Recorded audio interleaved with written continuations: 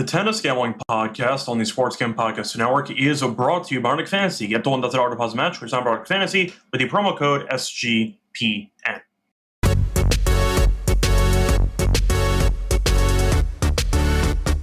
And welcome everybody to the Tennis Gambling Podcast here on the Sports Gambling Podcast Network. It is currently Tuesday night, July 1st, around 9:40 p.m. Eastern Time. I'm always Reichel, once again going solo for this pod. Time to get into the breakdown of the second round in Wimbledon. So we're going to break down a decent amount of the men's matches, not all of them, but a decent amount. For that, though, a reminder that helps support the show by like subscribing on YouTube, reminding us to leave a rating and a review on Spotify or Apple. So podcasts can be found multiple ways, either on YouTube in the live stream, YouTube in the video format afterwards, or find it on Spotify or Apple. No matter how you consume the show, you can help the show grow by leaving a rating and review on Spotify, by leaving a rating and review on Spotify or Apple, and leaving a like and subscribe on YouTube. Plus, a reminder to check the merch store on the SGPN website. We have a lot of great tennis merch. We have sweatshirts, t-shirts, and mugs. High quality, very affordable, different colors as well. Check that out. Plus, a reminder that you can find all of our picks and podcasts on the SGPN feed, whether it involves Spotify or Apple, or even go into the SGPN app.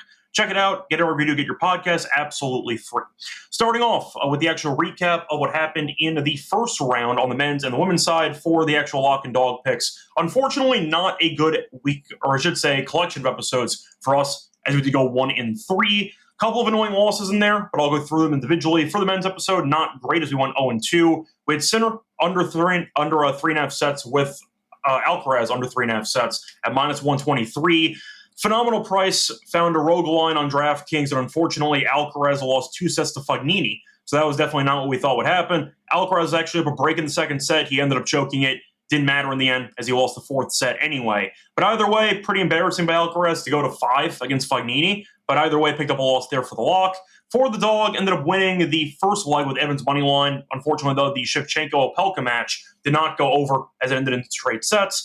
Pretty annoying loss there, as Shevchenko had multiple chances to win different sets. Shevchenko led 5-3 in the second set, lost 4 games in a row to Opelka. He was serving for the set, and then he got broken 2 times in a row. Then he had 15-40 in a game in the third set. He also was up a double mini break in the tie break in the third set, and he choked it. So Shevchenko had chances to win multiple sets, didn't convert, and eventually did lose in straight sets. So either way, picked up a loss for the dog as well. The women's side ended up splitting our 2 picks. For the lock, we ended up losing Golubic on the money line at minus 137. Went to 3 sets, did not show up for the third set as she got buried. Picked up a loss there. For the winner, though, that we had, the only winner we had Siniakova, plus 2.5 games at plus 100 against Zhang, which was never in doubt as she ended up winning outright. Zhang's been really bad in Wimbledon her entire career. Decent plus money price if you actually got the money line, but we played it safe, took the spread, and that got there. So once again, not a great collection of episodes for us with the first round,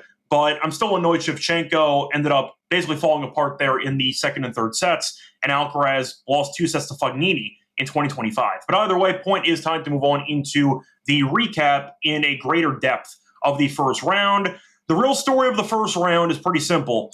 Who is actually good at tennis? Because a lot of ranked players ended up losing. 13 men's ranked players ended up losing in the first round. On the women's side, 2 of the top 3 seeded players ended up losing, as Goff and Pegula each lost in straight sets. Embarrassing, but either way, the men's side wasn't much better. To go through the actual matches on once again, Monday.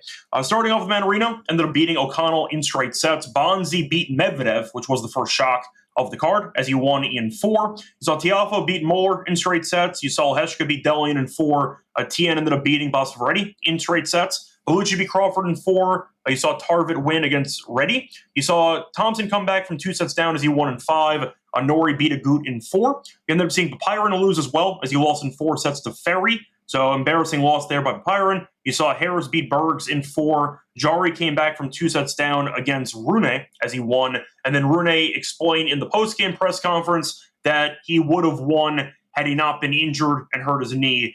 All right, good luck with that, buddy. Either way, nice win there for Jari. I believe that was his first ever 5-set win in his career.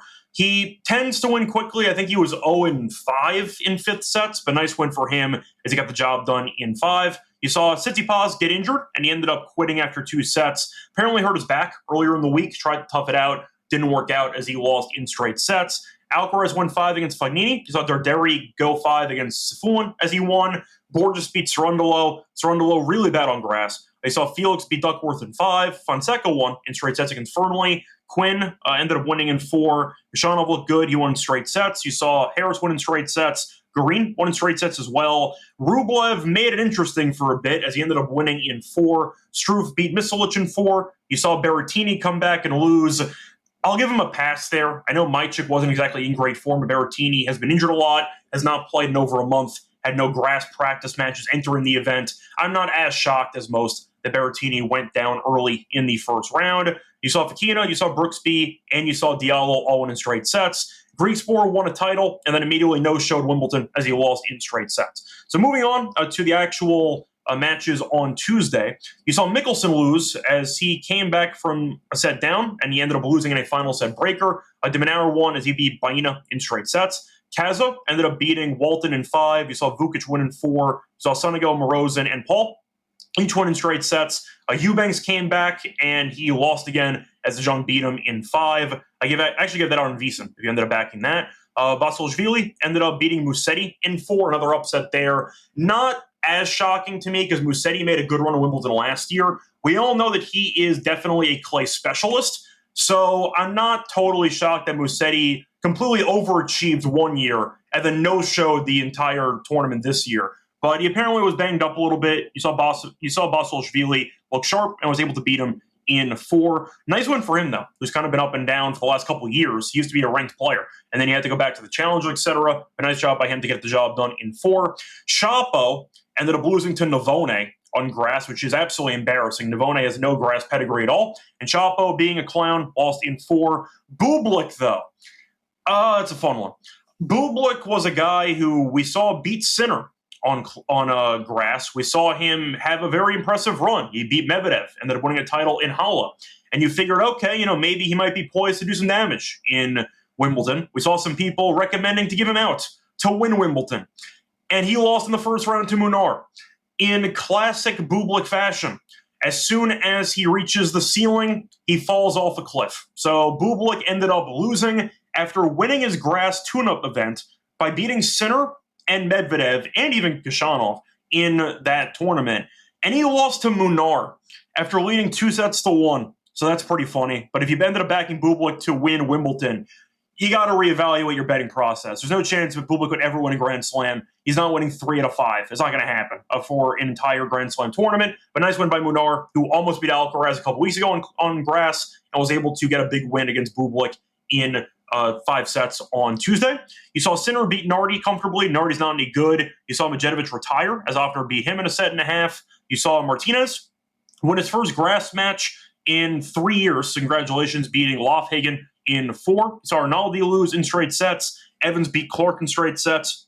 Mochizuki beat Zeppieri in 5. That was one of the matches that got suspended after they did not complete the 5th set in the previous day. But nice comeback by Mochizuki, losing the first 2 sets, come back and winning in 5. Muted beat Comasagna. You saw Fritz beat Perricard after they stopped the match after 4 sets.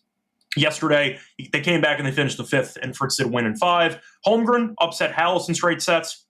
You saw Makic beat De Zoomer in straight sets. Rinderknech beat Zverev in 5, another upset there for the most disappointing generation in tennis history. But you saw Rune, you saw Tsitsipas, you saw Medvedev, and you saw Zverev all lose in the first round, which is pretty funny. A nice win by Rinderknech, who ended up losing the 4th set and was able to win the 5th. Nice job by him. Kaboli ended up winning. Mensik won in 4. Cilic won. Nice win by him in straight sets. Shelton won in straight sets. Opelka beat Shevchenko in 3. Monfils had a very nice win against Humbert. Down 2-1, a marathon tiebreak, just based on length of points in the 3rd set. Thought Monfils might have been done physically, and he was able to come back and win in 5. You saw Fuxovic beat Kovacevic in 5. You saw Dimitrov win in straight sets. Chikata won in straight sets. Pennington-Jones beat Echeverry in straight sets. Abias quit. You saw Draper win in 2.5 sets. Giron won in 3, and Djokovic won in 4. Should have been straight sets. Djokovic had, I believe it was 11 break points and 5 set points in the 2nd set.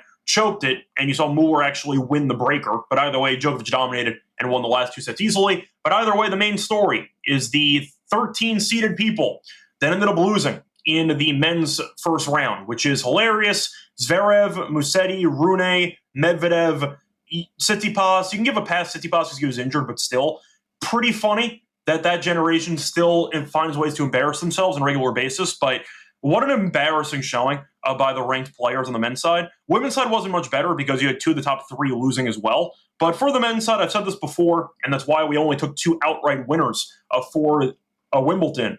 We still think Alcaraz, despite going 5 against Fognini, who's a 2-time defending champion, is obviously the guy to beat here. Sinner is the other guy to beat here, because we know that those 2 are the best 2 in the world. Joker, I think, is easily the second-tier guy by himself. You can maybe find a way to put him in Tier 1. I wouldn't, but it feels like every men's Grand Slam event is now a 2-horse race, 2.5-horse race, if you want to include Djokovic or not.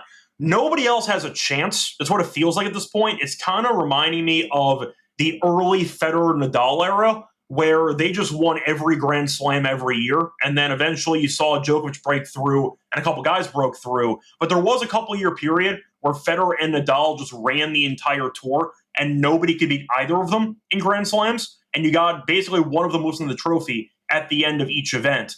That's where we're at right now, because a reminder, we ended up seeing Sinner win the Australian Open. We saw Alcaraz win the French Open. And last year, if you go back to it, you saw Alcaraz and Sinner win all of the Grand Slams. So we're on a pretty decent stretch of Alcaraz and Sinner just winning everything, and nobody else has a chance. Now, Joker, we saw beat Alcaraz in the Australian Open. So in theory, if Joker has a great day, maybe he could find a way to beat one of them, maybe 2 of them, but I doubt it personally. But we'll see what happens moving forward. But at the end of the day, when you hear people giving out long shots like Zverev, or if you want to go for Fritz, I know Fritz won, but still, Draper, you're just naming guys who you think can be Cinderella, I'd say, value plays. There are no Cinderella value plays. All these guys aren't good enough to win Grand Slams. That's my point. Unless you get an injury to either Sinner or Alcaraz, I don't think anybody else has a chance. Joker, maybe, but that's basically it. And we saw that on full display in round 1 because a lot of guys who had some potential hype there, Medvedev, who's made good runs in Wimbledon in the past, Zverev, who's never been great on grass, but still is a top 3 player in the world, and they lose in the first round to Bonzi and to Rinderknecht. That kind of sums up the point here. The men's tour is pretty weak up top, at least when it comes down to depth. We know that Alcaraz and Sinner are all the way up here, and everyone else is down here, and Joker's somewhere in the middle. So there you go. Point is, though, a lot of seeded players lost, but you saw Alcaraz and Sinner advance, so a grand scheme of things, nothing really changed. Do you want to briefly rant, though, about something before we get into the preview of the matches in the second round? Want to talk about Wimbledon and the curfew rules again, because I still think the way they handle the schedule on center court is moronic. So if you're not aware of it, Wimbledon has this very weird rule where they only start matches on center court at 1:30 local time. They will not start before that. And because of that, if matches go distance, you might get some matches suspended before curfew actually happens. I believe the Fritz match got suspended 40 minutes before curfew. And with Fritz and Perricard against each other, and with their serving, it definitely could have ended in, I'd say, enough time to end before curfew. But the idea conceptually makes no sense. Why would you want to limit the actual potential matches to be completed on center court when you can just start earlier? It doesn't make any sense to me. But either way, we've had this rant for years on this podcast. I got to bring it up again because, first of all, I thought the idea of ending the first day of play while there's a set to go with 40 minutes to go between Fritz and Perricard was insane. And on top of that, I still find it ridiculous how you can't actually fit in a full day of tennis on one court because of your stupid rules, and you don't change anything. Even if you want to move it to noon. I mean, are you worried about attendance? Do you think people won't be able to make noon, but they can make 1:30? It's the middle of the week anyway. Like, if people are working, they're not going to this anyway. So I don't really see the point. But I think the curfew rule is very dumb. I don't get it at all. I understand that Perricard could have chose to continue. I know Fritz did. They asked the players to continue, and Perricard said no. I hate the curfew rule. I think it's a terrible rule. I've talked about it every year. And the fact is, Fritz and Perricard could have maybe even completed the fifth set before the curfew happened. I just find the whole thing insane, how knowing that there's a curfew, you just choose to still start the matches later on center court. I think it's ridiculous for me. So I wanted to mention that. I hate the curfew rule. I mention this every single time, but I got to bring it up because I do think it's insane, and I do think Fritz got screwed over because they didn't try to play the fifth set when Perricard was arguably injured towards the end of that fourth set. Didn't matter in hindsight, as Fritz did win in 5 anyway, but I did think that it was pretty ridiculous when it comes to how they handled the situation with Perricard and Fritz having to delay the play until tomorrow when they had 40 minutes to go before curfew actually happened.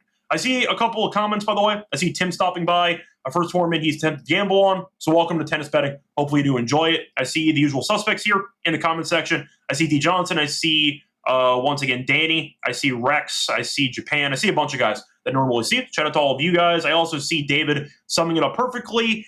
Everybody lost. Yeah, you're not wrong. That's what it felt like. I feel like even though the picks on the pod were not great, going 1-3 in the first round, to be fair, there were a bunch of landmines around both tours where it felt like everybody that was expected to, I don't want to say win comfortably, but a lot of people that were expected to at least win matches were on upset alert, and that's kind of what happened. So no excuses, got to pick better, but I do want to point out that a lot of people got destroyed in that first round because of the insane amount of outcomes and upsets that we got. So if you ended up struggling in the first round, hopefully there's a bit more chalk moving forward for the sake of betting, but a lot of people got killed in the first round, so I'm not alone there. But either way, not the best first round.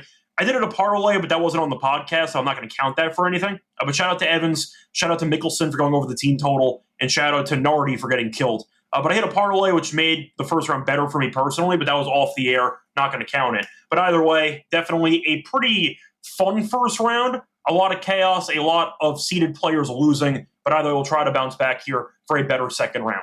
Anyway, before we get into the actual breakdown of the second round, a reminder they're brought to you by our sponsors, starting off with Circa, because they're still hosting the Ultimate Fantasy Football contest with, once again, Circa Million and Circa Survivor. They also have a really large prize pool, if you did not know about it. So for Circa Football Contest, $20 million in guaranteed prizes, no rake. So if the entries go above the guarantee, the money stays in the prize pool. But for Circa Million, you can pick up 5 teams ATS each week, go for the Ultimate Sweat and Circa Survivor, or go for the Circa Grandissimo, a 100K entry for a Survivor contest. Must register in person at Circa Sportsbook in Nevada. Great excuse to go. Book a trip to Vegas. Sign up in Vegas. Play from anywhere with the help of SGPN's official proxy. Go to footballcontest.com. Use the code SGP to get $50 off your proxy fee. We're also brought to you by MyBookie. These are available to locations. Use them for baseball, for Wimbledon, for WNBA, for golf, etc. Use them for football futures as well. Use it in a ton of locations. Use crypto for deposits, fast payouts. When you sign up, though, for an account, use the code SGPN. When you sign up to get a $100 match up to 1K,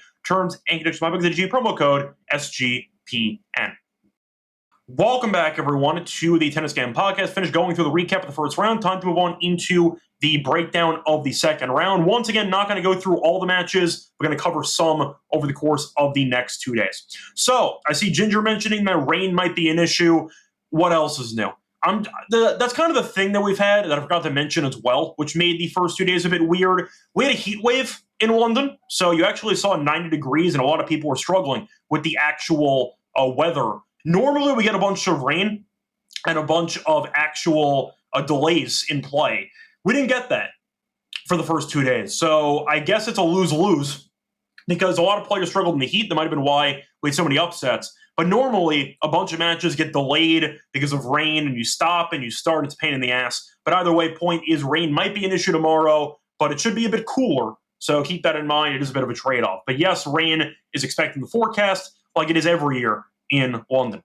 Anyway, moving on to the matches we're going to talk about here for the Wednesday card. Starting off with Mannarino taking on Royer in an unexpected matchup there in the second round. You saw Mannarino at about minus 200. You have Royer at plus 155. For the spread, minus 3.5 for Mannarino, plus 3.5 for Royer. The over-unders at 39.5. And both guys are in good form. We saw Mannarino winning straight sets in the first round. Played against really nobody worth a damn. Played O'Connell, who's really bad on grass. Did go through qualifying, dropped one set in off qualifying. So overall, he's in good form. As for Royer, pretty similar story. He ended up dropping one set in qualifying as well. Beat Tsitsipas, who was injured in 2 sets, and a retirement. So based on the head-to-head, there is none. I like Mannarino in the spot. I do think that his consistency and his experience should help him in this matchup. Royer has some firepower, can be streaky, and I think that Tsitsipas being banged up was basically a bye for him into the first round. But Mannarino has been here before. He's gotten his groove back on grass, and I do think that Mannarino should eventually wear down Royer. I do think he's a weird player to prepare for. So there's many times. It's one thing to have about a week or two, or at least a weekend, to prepare for Mannarino. But you have about 1 day of rest to get ready for it. It's a very unique challenge, and I do think that he's going to struggle in the spot. Give me Mannarino, get the job done. I don't mind the -1.5 sets. Don't mind the actual games here. Think Mannarino wins, and I do think he eventually covers the spread. Give me Mannarino minus the 3.5 in this matchup. Moving on to the next matchup between Fonseca and Brooksby. Fonseca, massive favorite, as he's around -235. Brooksby's +185 for the spread. I see 4.5 in favor of Fonseca. The over-under is at 38.5. Now, Brooksby and Fonseca looked great in the first round. We saw Fonseca end up beating once again, a pretty good opponent there based on form in Fernley. Killed him as he won straight sets. Fernley did have a set point or two in the tie break, so he actually had, or sorry, not a tie break, he had a break point chance to win the set in the 5-6 game. Didn't convert. He also was up 5-3 in the break, 5-2 in the breaker, and choked it. So Fernley actually should have won a set there. He ended up falling apart. But you saw Fonseca, who looked pretty bad on grass, entering the event. Then he won straight sets. Brooksby, though, keeps rolling. Made the final in Eastbourne, did lose to Fritz, but he came out and ended up beating Greeksport straight sets as well. So the question here is if Fonseca should be this big of a favorite. The answer is no. I think it's a massive number. I understand that firepower does definitely support the idea that Fonseca should be favored in this matchup. I'm not going to argue with you. But Brooksby's randomly been really good on grass for the last week or so. Lucky loser, losing to Vukic in qualifying in Eastbourne, and then he made the final. So I think that Brooksby, once again, has started to find an actual game on grass, and I do think that Fonseca can hit unforced errors. The serve can be a bit streaky, and he's not fully comfortable on grass. Do I think that Fonseca will win the match? It wouldn't shock me. Do I want to lay 230, 240? Hell no, I don't want to lay that. I think I'm on Brooksby. I think it'll be a close matchup. I know Brooksby's serve is not always the best. I think it's gotten better, actually. But I do think the variety and the consistency for Brooksby can help wear down Fonseca. And I do think unforced errors might be the issue for Fonseca. He might punt away a bunch of free points. But for a guy with really no grass resume at all, not going to fully overreact to one great match by him. I think that it's going to be a close one. I think it might go 5 in theory. Give me Brooksby in this one, though. I think that the value is definitely not on Fonseca, and Brooksby's been in good form lately. So give me Brooksby in this one. I think it'll be close, but I think the value is on the dog for this one. Moving on to the next matchup. Going to go to the matchup between Borges and Harris. Borges, though, is a favorite as he's around -175. Harris is +135 for the spread. You have -2.5 for Borges, +2.5 for Harris. The over-under is at 40.5 games. Now, we saw two guys look pretty sharp in the first round, as Borges won in 4 as he beat Cerundolo with a bagel in the fourth set. For Harris, dominated Lajovic, and he was in pretty good form in Eastbourne as well, beating Norrie and Bellucci in straight sets. Lost to Humbert, no shame in that, but eventually did beat Lajovic in straight sets. Now, I do think it's worth mentioning Borges, despite beating Cerundolo, is really not a great grass player. We saw Cerundolo struggle on grass all season. Not going to overreact to one win there. I just think Cerundolo is in bad form. Do I think Borges is too big of a favorite? Yes, I do. I think that Harris is going to win the match personally. I do think that Borges is a guy who capitalized on a pretty overrated seed on grass, Cerundolo not being great on grass, and you ended up seeing Harris look good in Eastbourne for the last couple matches beforehand. His crowd support, of course, being in Wimbledon. I do think you're looking at a spot where Harris could actually win this. If you want to go for extra value, I don't mind Harris to win and both players to win a set. I don't see him winning in straight sets, but I do think that Harris should get the job done in this one. Personally, I'm also lower on Borges than most, as I've said many times on the show. But if you want to go for Harris to win and both players to win a set, you can find that price available at +235 on FanDuel. Phenomenal price. I think Harris to win, both players to win a set at +235 is a tremendous value play. I'll go with that as my main choice for this one. Moving on to the next matchup, we're going to look at Norrie against Tiafoe. For this one, should be a fun matchup between two veterans. You have Tiafoe at -180. You have Norrie at +143. For the spread, you have -2.5 for Tiafoe, +2.5 for Norrie. The over-under is at 40.5. Now, to go to the head-to-head, between them. You have seen them face off a couple of times, and it's been competitive. Norrie won the first two, and you saw Tiafoe win the next two. They faced off once last year in Vienna. Tiafoe did win in straight sets. Point is, though, the head-to-head's tied 2-2. It was a competitive straight set win for Tiafoe, though, as he won 6-4, 7-6. Now, Tiafoe dominated in the first round, as he was able to coast to a nice, easy win, beating Moeller in straight sets. Norrie did drop a set to Agut, but honestly, a good win. Agut was in good form, and Norrie did beat him in 4. I think Tiafoe, understandably, is the favorite because he's a more talented player. Having said that, I thought Norrie had the tougher opponent by a wide margin in the first round. His crowd support. Moeller is a challenger guy, very young, not really much success on grass. I think that Norrie's alive to win this. Now, I'd rather take the over in this one. I do think you're looking at what should be a 4 or 5 setter, so I don't mind that being an angle instead. If you want to take the over 2.5 sets to throw it in a parlay, I don't hate that either. But I think it's going to be close. If you want to go for potentially Tiafoe or Norrie to win and both players to win a set, that's the approach I would take for this one. I don't see either guy winning in 3. For the value, though, Tiafoe to win and both players to win a set is plus 154. Norrie to win, both players to win a set is plus 250. I like the prices on that in theory. If you think that neither guy wins in straight sets, you bet both those props and you automatically win.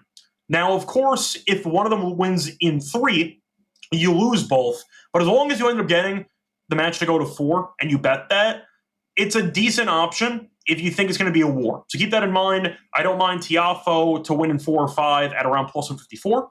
Norrie to win in 4 or 5 at plus 250. Don't mind that as the approach for this one. Don't mind the over as well.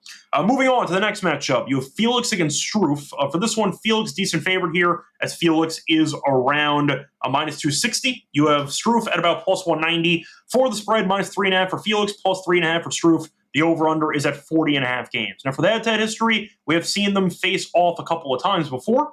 They faced off in the Australian Open earlier this year, actually, and Felix did win in 4 sets. But Felix has been quite good. He's won 3 of the last 4 meetings, and the meetings that Struff won, one was 2020, and the other was on clay in Struff's home country of Germany and Munich last year. So the point is, in clay meetings, Felix has won 3 in a row, and they faced off in the Australian Open this past year, and Felix did end up winning in 4 sets. Now, Struff, I think, is at his best personally on grass. I do think that his serve can be very tough to deal with, and we saw Felix struggle in the first round against Duckworth. He's been in really bad form lately. He's been winning, but not impressively. Beating Medjedovic in 3, lost to Greek Sport, never breaking Greek Sport, and then ended up beating Duckworth in 5. As for Struff, ended up beating Misolic in 4. He's been in bad form besides that, but the question is, do I think Felix wins comfortably in this matchup? I don't.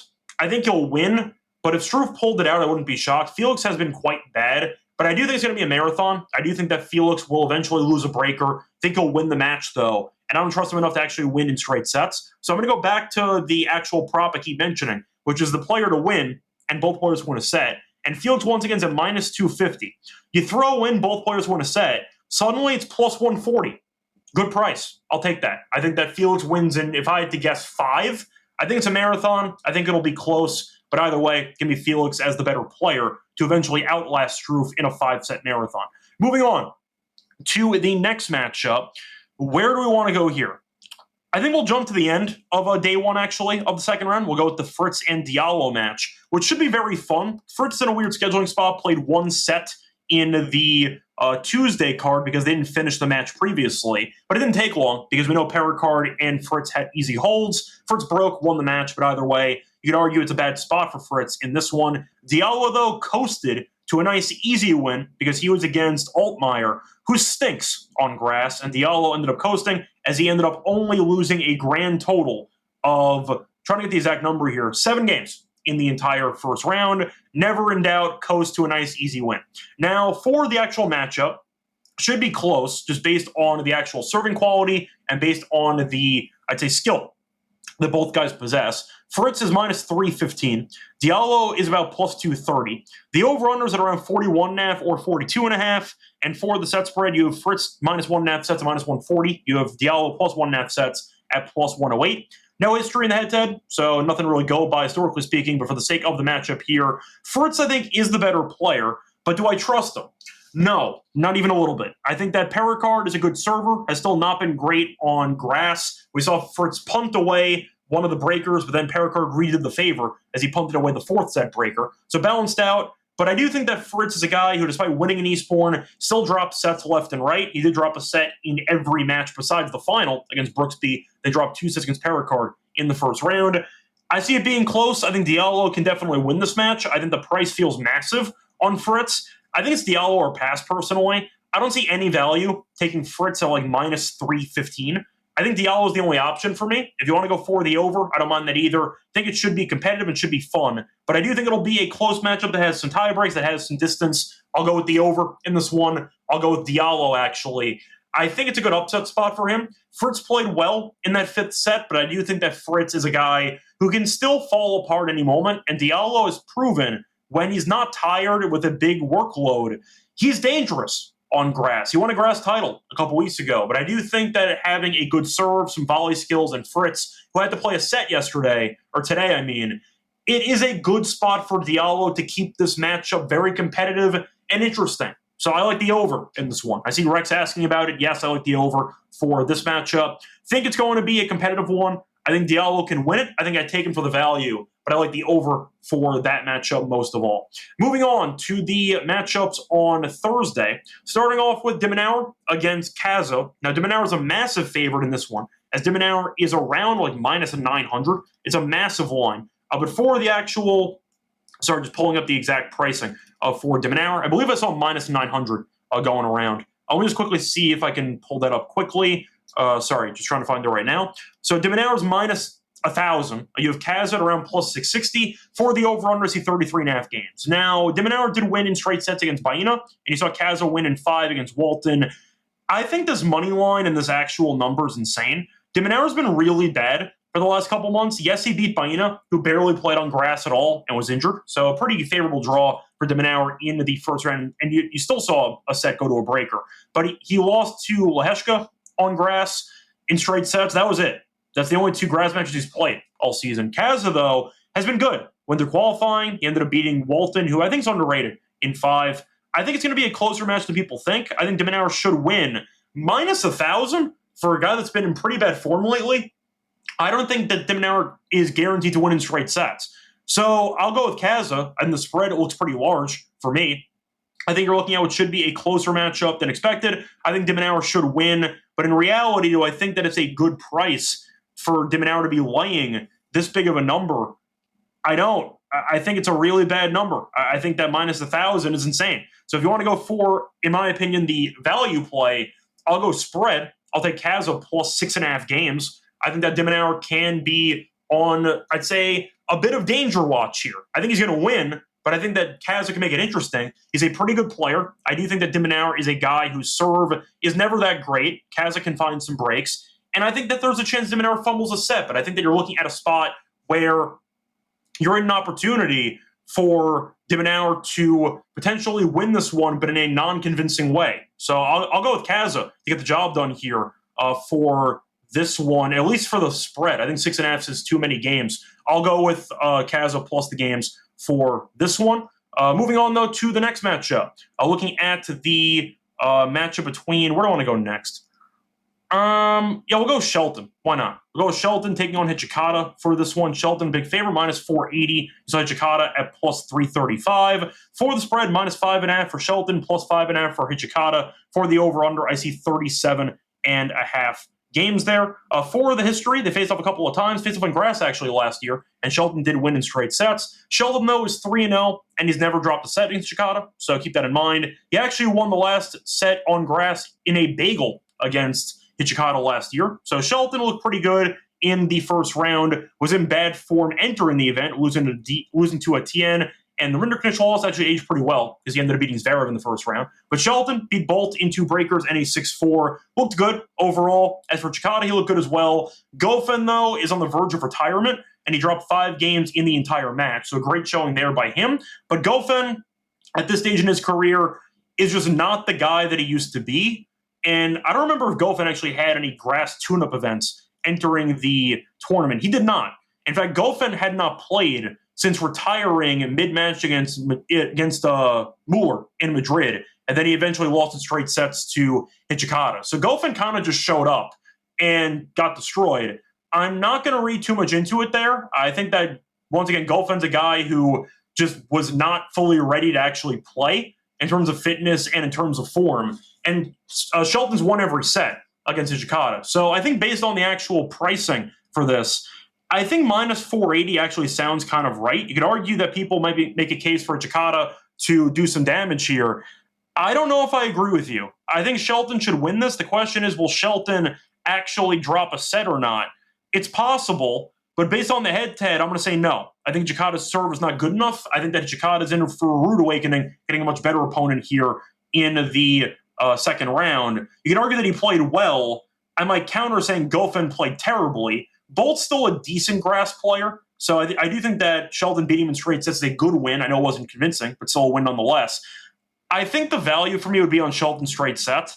If you want to argue Hijikata team total under, that could be a bit dangerous. You can make it a breaker in there, so I'll pass on that. 1.5 sets, though, is minus 210 for Shelton, so I can't do that. 2.5, though, is plus 143, which I don't actually mind.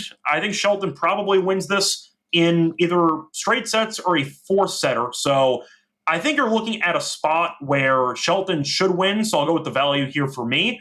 I'll take Shelton in straight sets. I'm not going to bet it, but I do think that's the angle I would approach with this one, based on the dominance that Shelton has shown against Hijikata in the past. Moving on to the next matchup. Where do I want to go next? We'll go with Djokovic taking on Evans in the second round. Joker, of course, massive favorite.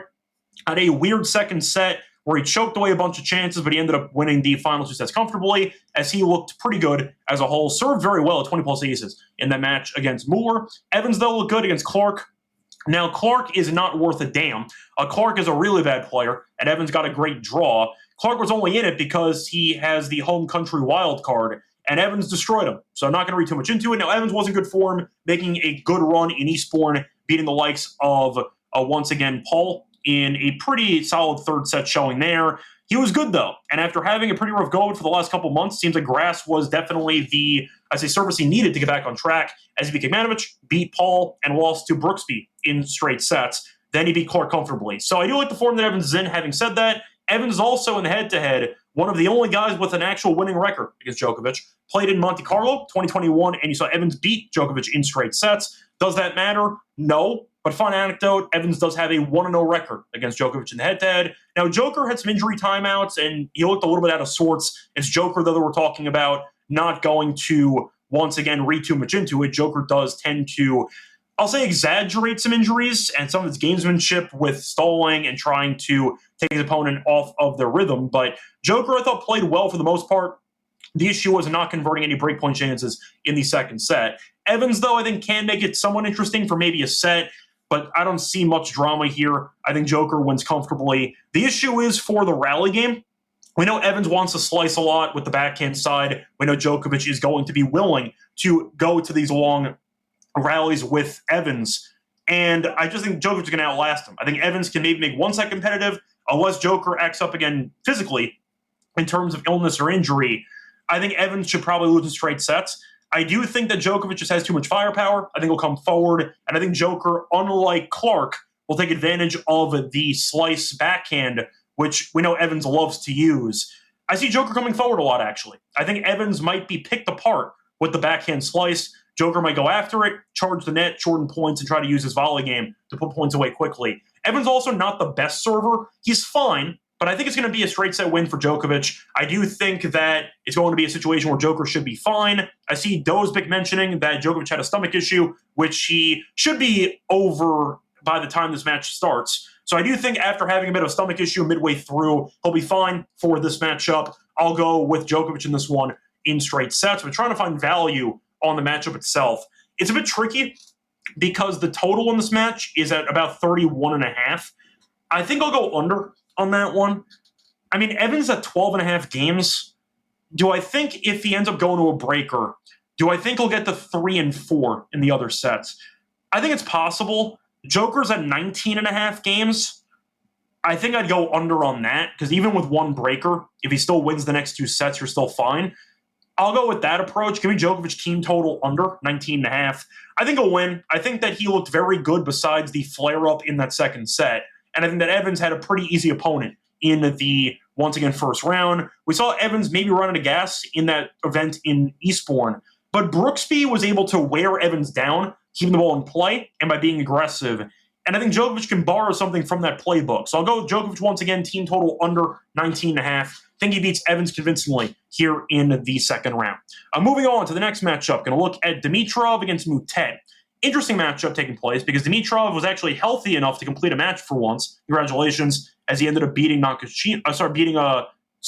remember who he ended up beating. Nishioka in the first round. Mutet, though, ended up beating Comasagna, who's not that great on grass in straight sets. Now, Dimitrov's minus 175. Mutet is around plus 145. For the actual over-under, I see 39.5 games. For the spread, I see 2.5 games for Dimitrov, and I see Mutet plus 2.5 at minus 110.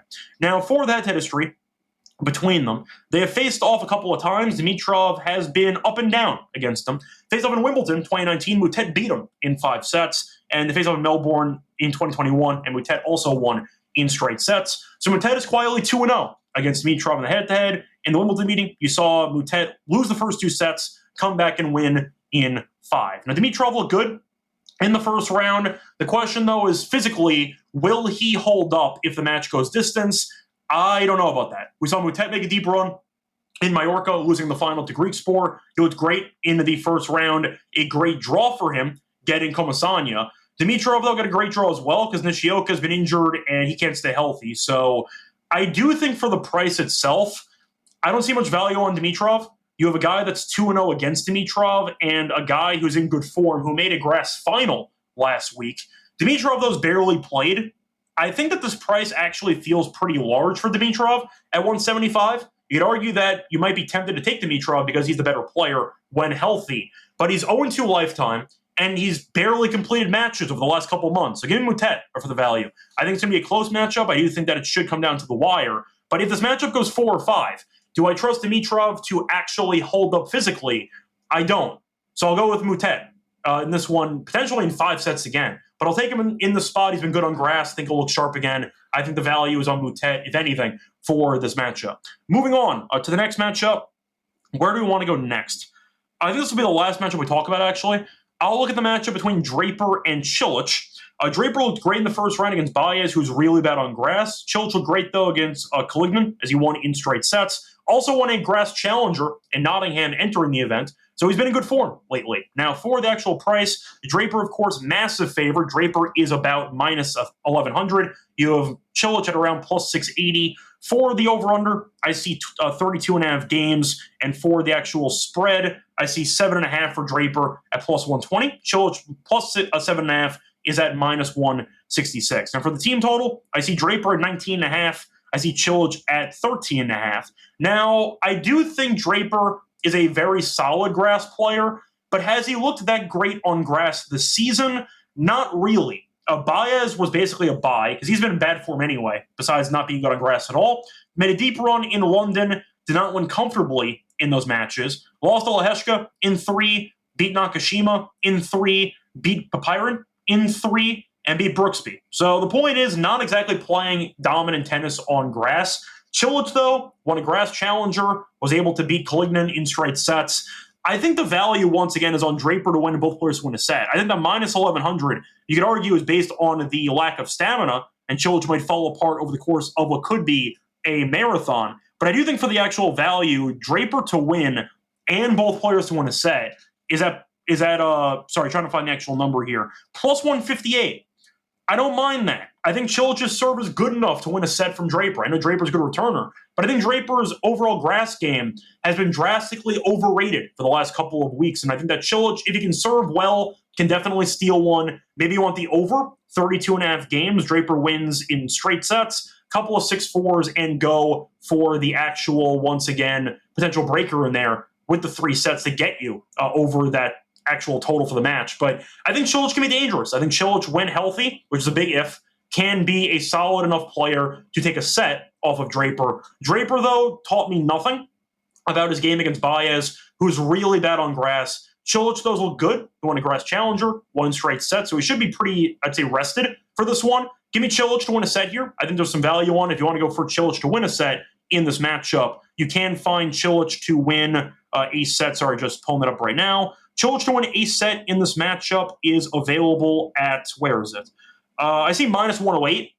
I don't mind it. I think Draper wins in 4 if you want an actual prediction. I'll go with that as my choice for this matchup. Just going to wrap it up, though, for the second round. Time to move on into the lock and load pick. For that, the reminder, they're brought to you by our sponsor, which is, as always, we are brought to you by, pulling it up right now, Rick Fantasy, because they are using Decimal Mania, happening all summer long, giving away 15 million in prizes, including 2 million for first place. No waiver wire, no arguments about trades. Best ball is the best way to play fantasy football. Also a great place to play Pick'em. And a reminder, you can also use it for the discount code that we have when you sign up. We have a great promo. Sign up with our code SGPN. Clear a special pick in your first time with an offer up to 1K bonus cash. A fantasy promo code SGPN. We're also brought to you by Rhythm, because you've heard about Rhythm before. To start the game-changing feature called Power Trends. The annotate the patterns within the models consistently help you win, help you get a high ROI. And a reminder, Power Trends are updated every day, so it's Rhythm, no tabs, no noise, just great overall picks. Download the app, check out Power Trends, start getting smarter. And a reminder, we have a free 7-day trial with Rhythm. If you use the link, sportsgamble.com Rhythm, to get your 7-day free trial.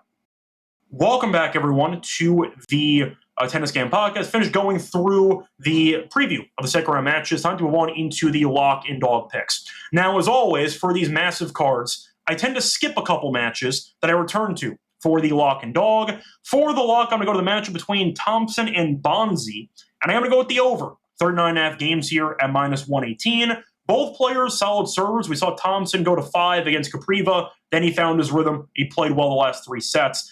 Bonzi, though, played very well against Medvedev, 1 in 4. Main reason, the serve was really good. I think both guys should serve pretty well, but you're looking at the actual odds does support the over in this game. The tiebreak's minus 200 for any tiebreak in the actual match, and over 3.5 sets is at minus 190. You get a breaker and even 6 threes in the other 3 sets, you end up getting 40. So if you end up getting a breaker and at least 4 sets, you're in a very good place to cash the over. Thompson, though, has been dropping sets left and right. He's lost at least 1 set in 6 of the last 7 grass matches. And as for Bonzi, he's lost at least 1 set in 3 straight grass matches. So both guys are not exactly winning comfortably. And Bonzi played very well against Medvedev. Think he'll regress to some degree. But Thompson dropping 2 sets to Capriva is not a great look.